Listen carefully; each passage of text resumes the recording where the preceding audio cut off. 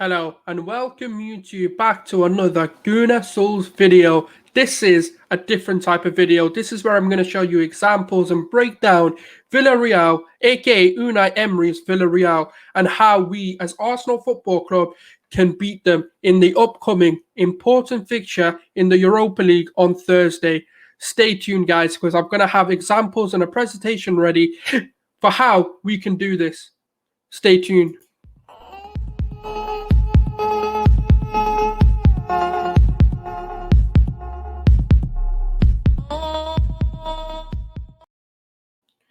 Welcome back, people. Obviously, before we get started, if you can do me a massive favor and hit that subscribe button, like the video and share it, because it does massively help. And obviously, I'm on the road to 150, so I hope you guys can help me out and we can reach that goal together. There's a lot more videos coming up. There's going to be a lot more insight into teams and breaking down our oppositions and what I think we can do to do this. And this is something I love doing. I love breaking teams down and tactically analyzing how Arsenal can approach these games. So without further ado, we'll get right into it.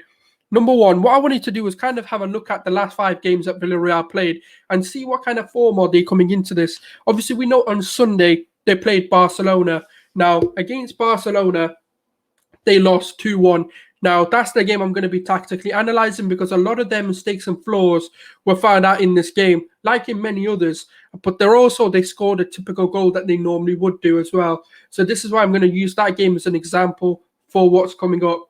Then we look at Alaves. Alaves obviously not doing great in the league. They're a newly promoted team about 2 or 3 seasons ago, beating Villareal 2-1. Obviously an emphatic win against Levante, beating them 5-1. And then obviously they had the Dynamo Zagreb, which we know they went through 2-1 and 3-1 on aggregate. Osasuna beat Villareal, and in the league, obviously, they beat Granada 3-0. So yeah, they've had iffy form. They've been kind of like us, very inconsistent. So that's a good thing for us, because they're not coming into this with a whole heap of confidence that they can win. They lost their last 2, lost against I believe it was, Osasuna beat them, Alaves beat them, and then obviously Barcelona beat them. So in there, so they've lost 1, 2, 3. So they lost 3 in their last 5, which is not a good way to come into it. Obviously, Arsenal aren't coming into this with any better form, really. We've been drawing and losing as well. But today we're going to be focusing on our opposition, Villareal. Now, who do we look out for? What kind of players do Villareal have that we need to look out for? You've got Pau Torres, a good semi-pacey defender, but he reads the game really well. Now, one of my favourite players is Gerard Moreno. Moreno, for me, is a very unpredictable, fast, tricky winger who can play a strike or wing. It just depends. He does alternate in game with the likes of Chukwueze, and Paco Alcacer is back as well. And so, yeah, obviously there's a lot to look forward to. They're the main threats. Even Asenjo's not the worst of keepers either. The only thing with him is he does rush out a lot, so there's opportunities to chip the ball and go over him. So there is a lot that we can exploit, but they do have very experienced players in Manu Tagueros, Danny Parejo, Alberto Moreno, Moy Gomez as well, Raul Abiol, and obviously the ex-Arsenal player Frances Coquelin, who is their holding midfielder.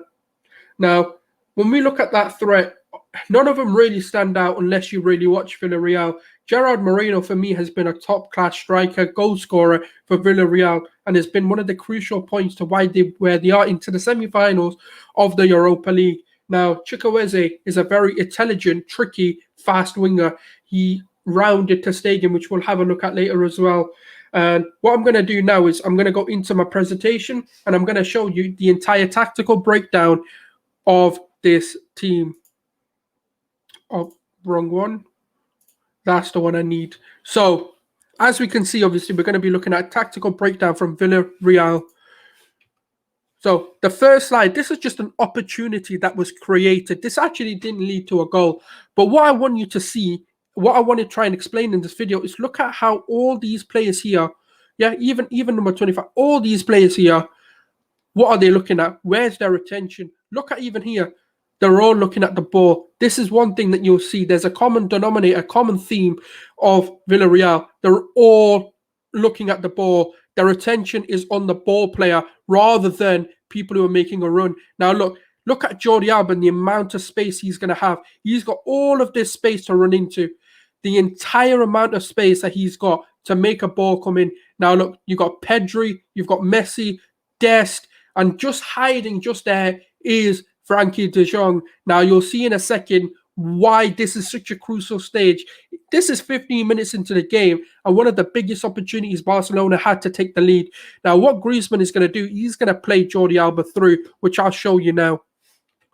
So now when you see Jordi Alba's now in a position where he's received the ball and no one, and he's had ample of space, what he's now going to do, he's going to play a ball right here into Frankie de Jong, who's going to have an open goal. Unfortunately, he misses this time, as we can see here. So he gets an open goal all across the box, free as you like, to score. I can't believe he missed this one, but he did.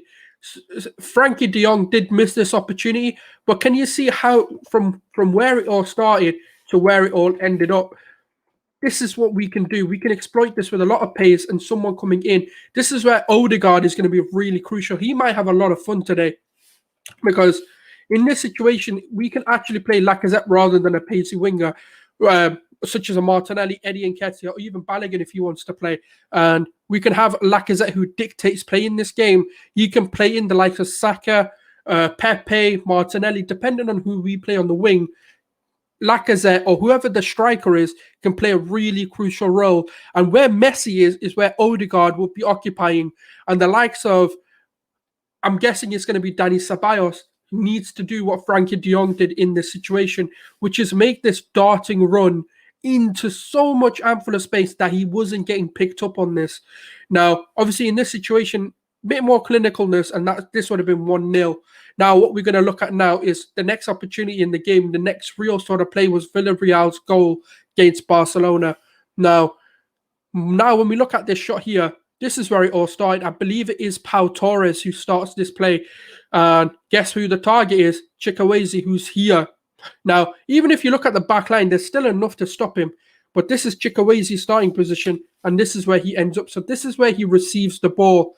Now, that's Jordi Alba right there. Obviously, a bit of rush. He should have stayed on his feet rather than coming in. But Chukwueze now takes the ball all the way into this position. Now, the reason why I stopped it here was just to show you what the options could have been. He could have slotted it into the bottom corner. He could have tried to slot it here. Or he could round the keeper. Now, there's 3 opportunities to score a goal. Now, my one would not be taking a shot this way. Yes, cross the box, maybe. But ter Stegen has covered those 2 angles, in my opinion. Now, what Chukwueze does, he realizes this, and guess what he does? Rounds the keeper. Easily as you like. Rounds the keeper, open goal, and there's no way you're going to miss this. And obviously, he just slots it in. Now, obviously, when we look at it from here, you're never going to think that. And this is why it's going to be really crucial who plays in the centre-back position. They need to be disciplined, and we need to keep them back. We don't want to be in a position where everyone's trying to run back, race back, and be so discombobulated, because this is what they're going to do. They can play this Route 1 football, and this is something which we need to be looking out for. When we come into this position here, again, PK should be on the line. He can make the line if he really wanted to. Now, obviously he strikes the ball here to make that goal happen.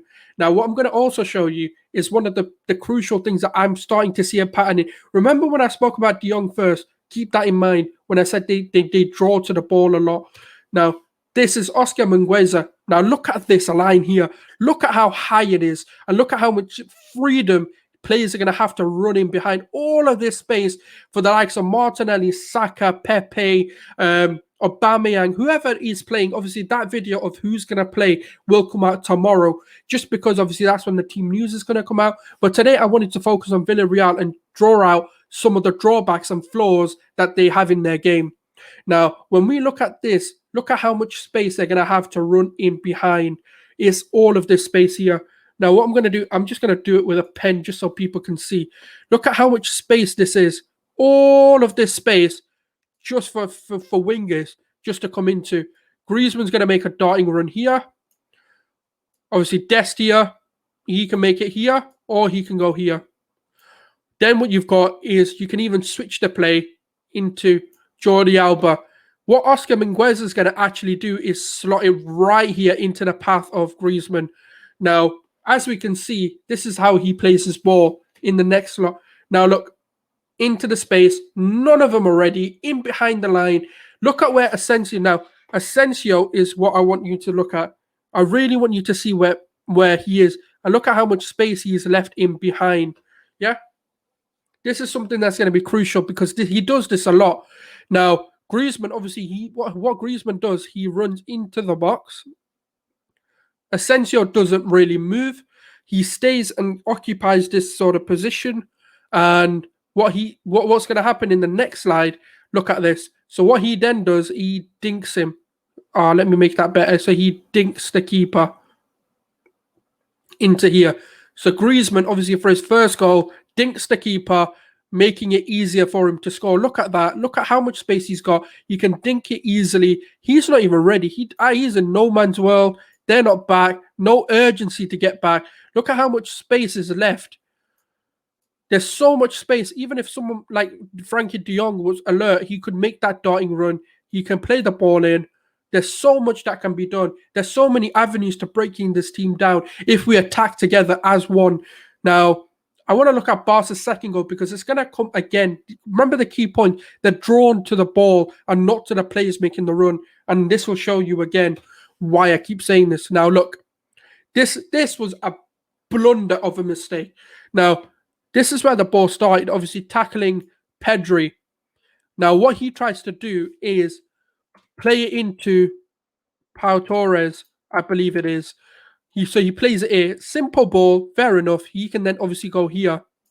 But what happens is, in reality, Pau Torres turns around and tries to make the pass here. Now, look who's here. Griezmann, he's ready, on his toes, ready to intercept this ball. And that's exactly what he does. So, on alert, look at this. Look at this. I just want to draw your attention to these players here. Yeah, look at all of them. Where are they facing? Every single one of them is looking at the ball. This is what I'm trying to say to people. They're a ball-watching team. They're drawn to the ball every single time. Look at how the space here. Where does that stop the ball? Where's the man marking him? He can mark him. He could have marked him. You know, there could have been anyone really. There's no one really making that call to say, look at where Griezmann is. And look at how much space now Griezmann's going to have to intercept this ball and do what he likes with. This is what I'm trying to say to you. This defense is really shaky. It can be really well organized and well drilled. Most of the game they are. But this is also what can happen.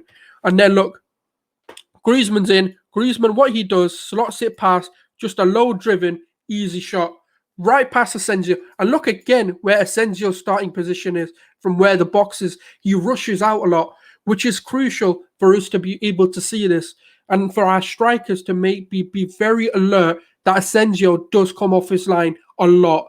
Now, in this situation, obviously, Griezmann does get the goal. Like I said, he puts it in. It's a low-driven shot, straight into the goal. Easy as you like. Nothing that the keeper can do. None of the players, look, even now, none of the players even close to Griezmann and trying to stop him. Now, this is another opportunity. Now, look where this play starts. This comes off of the back of a corner of Villareal. And look at this counter-attack. Messi starts off with the ball, slots it into Dembele. Yeah. Now, you wouldn't see, right? But you know who's going to end up shooting? Frankie de Jong. In the next slide, I'll show you this. And when you can look at this, look again. Where are their faces? Where is their position? Look at even here, and here. And look, he's the only one not urgent enough just to try and make this run to stop him. He's stopped. He's making the shout. Someone needs to look at Dembele. No, you stop Dembele. And this is the thing. This isn't me advising Villareal, but this is me looking at them tactically and how we can approach them. Look at how much space they're leaving. Look at how high they've went. Every single one of them went attacking. Dembele in all sorts of freedom. Now look again. How many? Look, they're rushing back in numbers. There's no one. Dembele continues running. And look at where. Look at this. What Frankie de Jong does is makes the run here. Yeah. So he keeps running, making these straight darting runs. Yeah, and look where he ends up. Exactly where I told you where he is. Now what Dembele does, he slots the ball into this sort of area here for Frankie de Jong to get on to the ball. Oops, a bit of a blunder. Okay. In this case, obviously, what I'll do is I'll just explain it to you because I'm not sure where the photo for this has gone. What Frankie de Jong does here is he makes the run here and attempts to chip the keeper but goes wide. If Frankie de Jong was just slightly more, um, if Frankie de Jong was just slightly more clinical, this game would have been even better. And this is what I'm trying to say to you. So, what are the sort of main takeaways from this team? The main takeaways for me are this.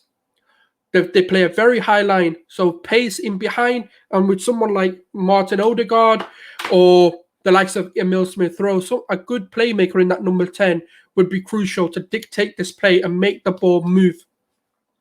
Xhaka in the midfield, for me, would be very good.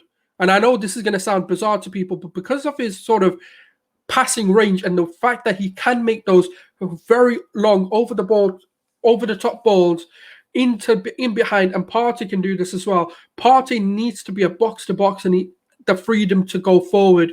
This is going to be really crucial. Now, when we look at the overall sort of style that Villareal are playing, it's a very high play. They want to tackle high. They don't want to bring you in deep. They don't want to play a deep line. A line. They want to play a high line and attack as soon as they can. And that's one of the things we need to be able to break. They don't have a lot of pace. Even at the end of this game, yes, they were a man down, but there was no urgency. And this is what you'll see a lot. And another thing that their defense does is ball watches a lot. They're magnetized to the ball rather than the players who are making runs, which is good for us because if we have the likes of Saka fit and Pepe or Martinelli, depending on who our wingers are, this is going to be really crucial for them to make off-ball runs very, very crucially. And another thing they like to do is play out the back. Now, in this game, we see the big mistake happen where they tried to play out the back and it didn't work for them and it led to a goal, Griezmann scoring his second goal. Pace is something which they're lacking. But one thing that they are is a flary team. They have got positions where they can be very, very flary. So, it's one of those where we need to be able to exploit that. Now, how do we do this? What kind of front line can we play? Lacazette will be fine. We don't need Lacazette's pace. What we need is Lacazette's hold-up play. But we can do that with Martin Odegaard and have three pacey attackers. We can have Aubameyang, Pepe, and Martinelli or Saka or whoever. We can play any of them, really. The approach or the mindset that I would go into this game is take parts of the Leicester game and take parts of how when we beat Leeds 4-1 with a direct style. We need to press in 2s and 3s. We need to make sure that we're always on them because they do make mistakes just like we do. David Luiz can be a very key, and I've heard some rumors and murmurs that he could be back. If that is the case, we might be having a fun night. Villareal are not as good as people make them out to be either. They're a very good side, don't get me wrong, but they're not as good, organized as what we made to be believed. They are a good team. They can be organized. Obviously, keeping Barcelona to 2-1 isn't something which is easy. Not everyone can do this. So this is obviously my sort of tactical insight and kind of giving you key points of how Villareal play. The reason why I focus on one match is because this is the kind of mistakes they make in every single game when they do. They like to play high lines. They like to press high and tackle you further up the pitch rather than letting you come back in. But when teams can exploit that with quick movement, quick attacking movement and passing, this is where they become undone. Unai Emery's naivety to change this is why he got sacked at Arsenal as well, was because he wanted to place these bizarre systems and methods that just never worked. Obviously, in this game, we didn't see the likes of Paco Alcacer. We didn't see the likes of, obviously, Manu Tagueros getting a red card and getting sent off quite early in the game. They'll be crucial. Danny Pereira was a good player. Francis Coquelin is a good player. Chikwueze is a good player. They do have good players, and this is what we need to be mindful of. So it'll be really crucial and really key to understanding what we need to do and how we approach this game. This will be a really fun one for me. But thank you very much, everyone, for for watching, and stay tuned for more tactical insights into the oppositions we play. And I might be even doing this as a match review where I'll be tactically analysing Arsenal instead of just doing opposition. And after the Europa League game, I'll do that as well and kind of see what you guys think. If you do like this kind of content and you want me to continue doing it, please smash that like button. Please subscribe and let me know in the comments below because it really does help. I want to know what you guys want as well as what I enjoy doing. But thank you very much, everyone, for watching. I hope you guys have a good day. And everyone who's fasting, I hope it's easy on you. Thank you very much for watching. Take care, people. And